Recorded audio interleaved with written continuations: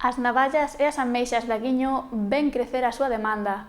Isto tradúcese en prezos elevados nas poxas, xa que a cantidade de recurso atopado polos mariscadores non está a ser moi elevada.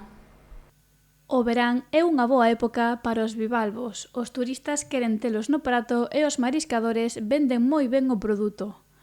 A única nota negativa é a pouca cantidade que están a topar os traballadores da confraría de aguiño de Ameixa nas súas concesións.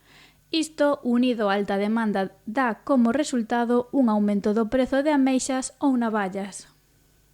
A ameixa temos pouca ameixa, aí estes anos aí en Sálvora está producindo pouca ameixa, sobre todo de ameixa babosa. Pero bueno, estamos con moi bons precios. Quizáis tamén porque en outras zonas non están traballando, e máis porque é unha época de turistas, é unha época de que a ameixa e a navalla é un produto bastante demandado tamén.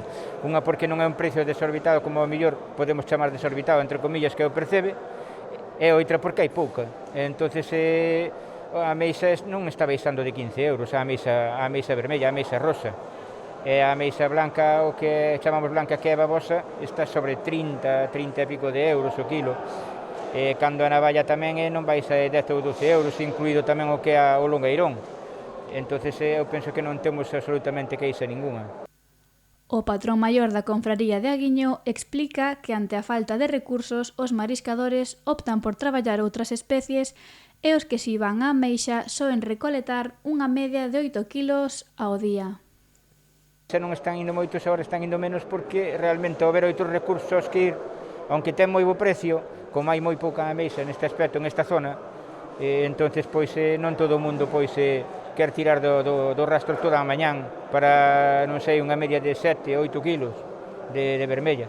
Aunque se gana o día, son moitas horas a traballar e estamos falando de tamén altura, porque ao mellor estamos falando de entre 4 e 6 tubos que chamamos nós do noso traballo, que son os 15 ou 20 metros.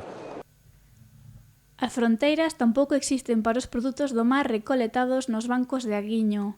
Santa María explica que as navallas e as ameixas soen ter moita demanda en Galicia, pero percebe non só conquista diversos puntos de España, senón que tamén chega a Europa. A navalla e a ameixa está quedando moita por aquí, pero tamén vai para fora, pero percebe vai moito para fora.